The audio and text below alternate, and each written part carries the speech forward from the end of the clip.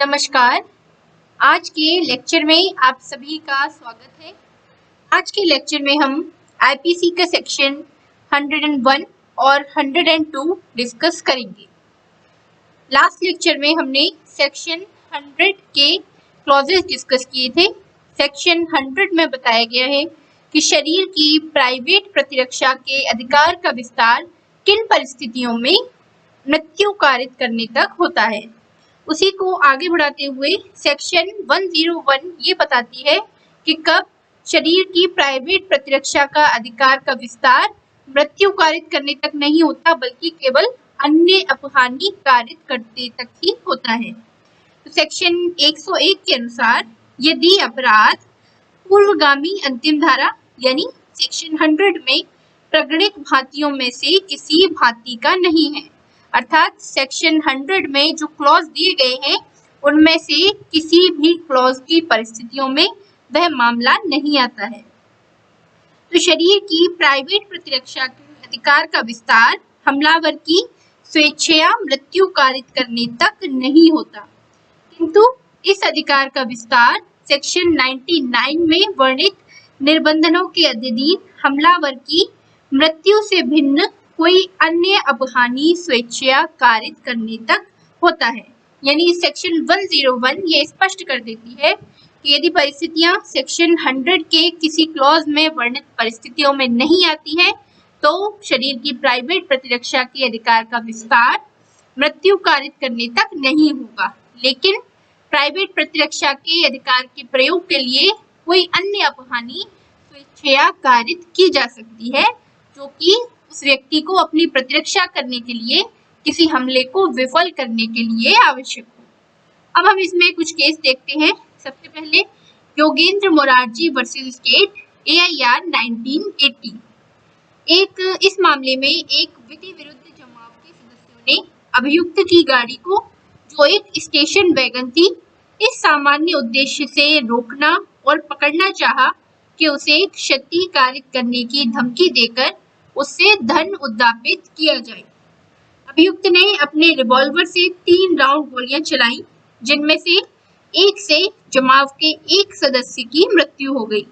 उच्चतम न्यायालय ने अभिनिर्धारित किया कि सदस्यों द्वारा गाड़ी को रोकने के लिए हाथ खड़े करने पर ही प्राइवेट प्रतिरक्षा का अधिकार उत्पन्न हो गया था, परंतु सेक्शन 100 में प्रगणित अपराधों में से किसी की भी आशंका नहीं थी, इसलिए ऐसी प्राइवेट प्रतिरक्षा के अधिकार के प्रयोग में मृत्यु कारित करने का अधिकार नहीं था।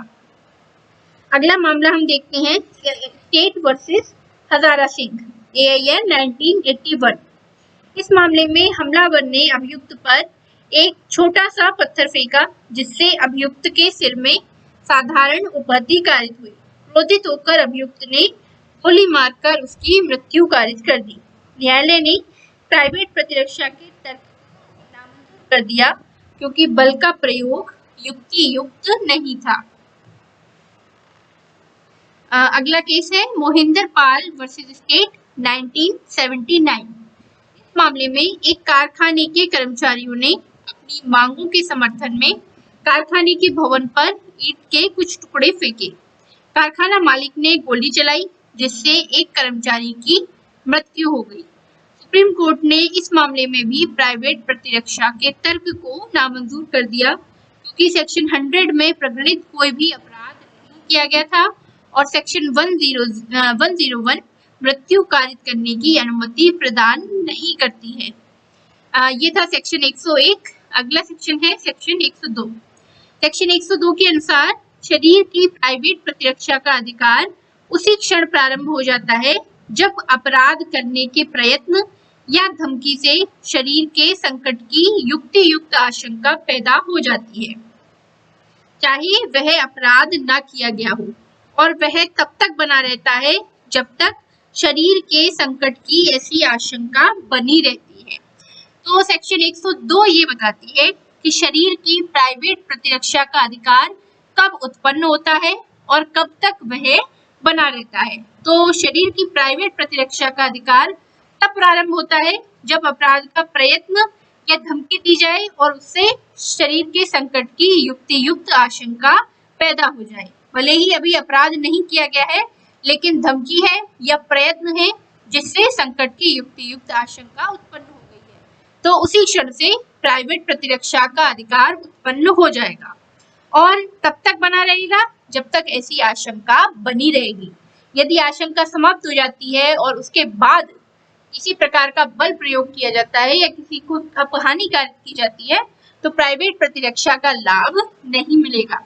जैसे हमने मोहम्मद यूसुफ वर्सेस स्टेट 1994 का मामला देखा था, जिसमें दो व्यक्तियों के बीच कहासुनी हो गई और दोनों ने एक दूसरे पर अपनी राइफल तान ली। मृतक ने जब अपनी राइफल नीचे कर ली, उसके बाद अभियुक्त ने उस पर गोली चला दी और उसकी मृत्यु हो गई। तो उस मामले में कोर्ट ने प्राइवेट प्रतिरक्षा के तर्क को नामंजूर कर दिया, क्योंकि जैसे ही मृतक ने अपनी राइफल को नीचे कर लिया, शरीर के संकट की आशंका समाप्त हो गई और उसके बाद जो गोली चलाई गई वो प्राइवेट प्रतिरक्षा के अधिकार के प्रयोग में किया गया कार्य नहीं माना गया। एक और केस देखते हैं हम इसमें, गोपीनाथ दास वर्सेस अलख साहू 1970 उड़ीसा का। इस मामले में मृतक अभियुक्त पर टांगिया नामक एक हथियार से हमला कर रहा था। अभियुक्त ने उससे वह हथियार छीनकर मृतक पर वार किया, जिससे मृतक गिर पड़ा। उसके बाद भी अभियुक्त उस पर लगातार वार करता रहा, जिससे उसकी मृत्यु हो गई। न्यायालय ने इसको प्राइवेट प्रतिरक्षा के अधिकार के परे माना, क्योंकि जैसे ही मृतक गिरा, उसके गिरने के साथ ही उसके द्वारा हमला किए जाने की आशंका भी समाप्त हो चुकी थी और प्राइवेट प्रतिरक्षा का अधिकार भी समाप्त हो चुका था। तो आज हमने सेक्शन 101 और 102 डिस्कस किए। इसके बाद हम संपत्ति की प्राइवेट प्रतिरक्षा के अधिकार में कब मृत्यु कारित की जा सकती है, कब नहीं की जा सकती, ये आगे के सेक्शंस में डिस्कस करेंगे।